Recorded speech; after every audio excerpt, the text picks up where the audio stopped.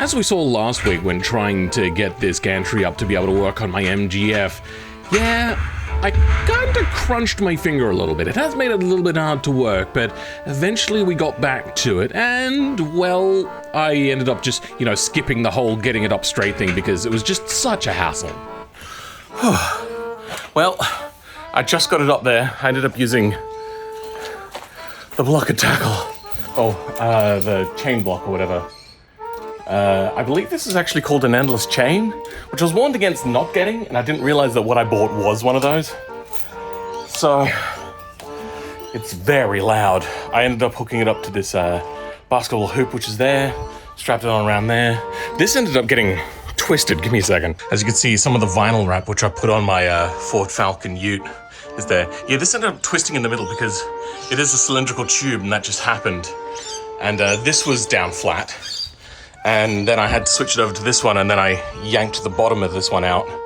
And, yeah. I'm just so incredibly exhausted now, because that was not easy. As you can see, that's not really properly aligned. Maybe it's just a weird nut, but it seems to be holding very strong. Yeah, that's not going anywhere. With that finally dealt with, I was able to get the car into place, and I believe I should have the option of, once I lift the car up over the subframe, to be able to move the vehicle and the gantry at the same time, so I'll be able to, easily get it out. Otherwise, I'd have to wheel out the subframe underneath it, which would be quite tricky. First, though, I have to figure out a way to actually anchor and lift this thing up from. And I'm sorry, but my mic quality is about to get a whole lot worse. I'm gonna have to take the boot entirely off, I reckon. And it'll connect to these mounts around here. And you know what? That lifts up directly, it's gonna hit into this. So I think I'm gonna have to make some sort of bracket here that'll join these together but out a little bit. That'll also give me a centralized lifting point, which will be a lot easier. My single point up here. So I'm gonna have to make a bracket of some sort. It shouldn't be too hard. I can do that. Just bend up some strap metal. If I can bend the strap metal, then it'll probably be too weak. You know what? We'll get some box tube. We'll get the strap metal just there, and we'll make some holes in it. And then off-center a box tube on it, and on the box tube we'll have like a D-shackle sort of thing on there, so we can lift it up from there. All right. That's the next week problem. So it's a week later, and I've finally gotten around to doing this thing. It's been a lot of really bad weather, but what we're going to do here is a little bit of jankery. If we get in here, these are the points which I'm going to use, which is where the shock absorbers usually are. You can even see, if you bring it out, the shock top there. So what the plan is to put a bit of strap metal, which I've got some strap metal here, which I can weld together with a bolt, stick that up through the bottom, and then attach to kind of like this square box tubing here. The problem is I can't just have it straight across, which would be fantastic, because then I'd have to lift up through this, which would be problematic, because it'll probably just damage this. If I have it come out in a bit of an arc shape, just zoom out a little bit there, come out in a bit of an arc shape to lift it from here, that would be great. The problem is this is only one point, so it would tilt it, and this is already bent. If we just look in nice and close here, you can see that this metal is not straight, so it's not the strongest metal, unfortunately. So, what do I do? Eventually I came up with the idea to kind of sandwich it in between two pieces, so I got myself the bar, I kind of cut it to length so I could start having a look at how this thing might look. I then got two bits of strap metal, which I just cut up in kind of the vaguely right sort of shape, and then I was lining it up underneath to make sure it fit. Now, unfortunately, the shock tower is in the way, so I had to move that too. Annoyingly, these had these, like, capped nut thingies, which I could just never seem to undo.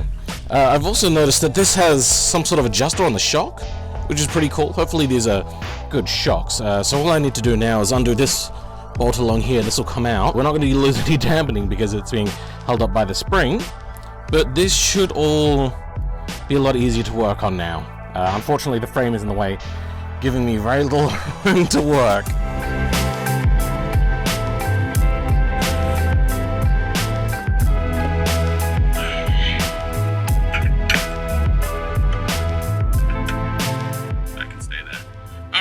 Well, that's out. Now, looking back up here, we can have a look at one of our bit of strap metal. And that does fit in there nicely. Perfect. Now all I need is an extra hand. And we're gonna mark this right there. And then we're gonna do the same to this side. Just gonna jiggle you in there. Do a marking. Perfect.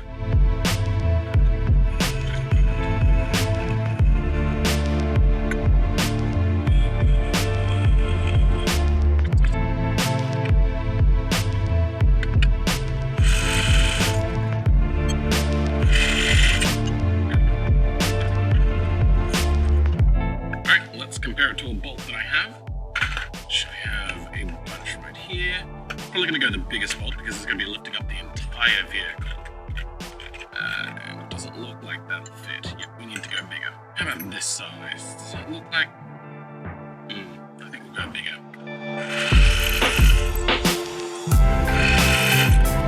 And now will the bolt fit through nicely? Yes, it will. Perfect.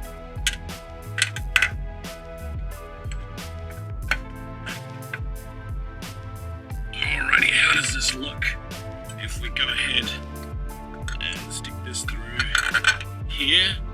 Good, okay, and the nut is going to be way too small. So we're going to have to create a flat disc that go around here as well, which we can weld this to as well. So that'll be a complete package then. And get that out of there, there we go. And now using a little bit of CAD, cardboard aided design, we're going to design something here to fit in. Doesn't need to be perfect, just needs to fit the purpose.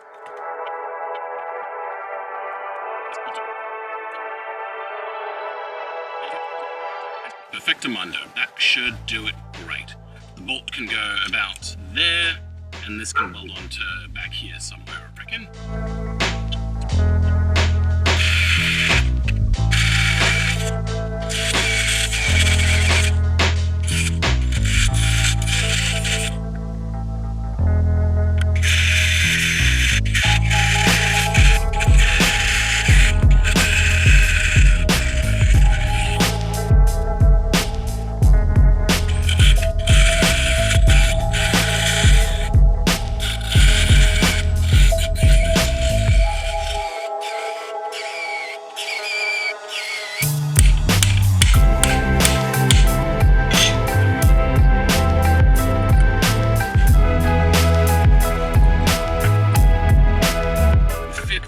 Pretty good, that we can do. And right about here, you have to drill a hole. And easy done. Alright, here we go. Doodads. Alright, let's see how this all fits together. So go under there. Perfect. On top.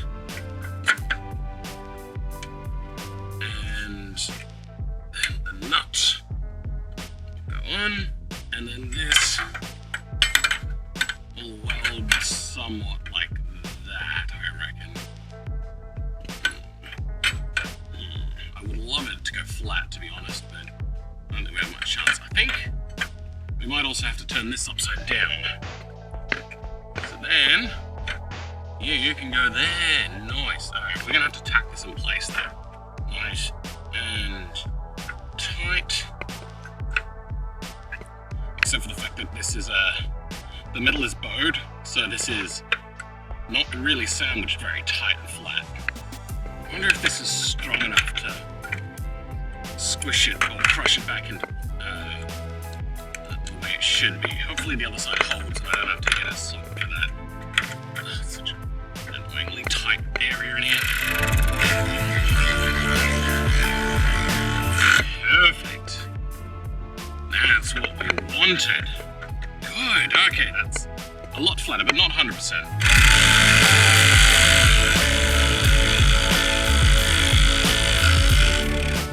Seems it doesn't want to get any tighter. So I suppose that'll have to do. Alright, welder time. It's been a while since I've used this. Hopefully it's still on good nick.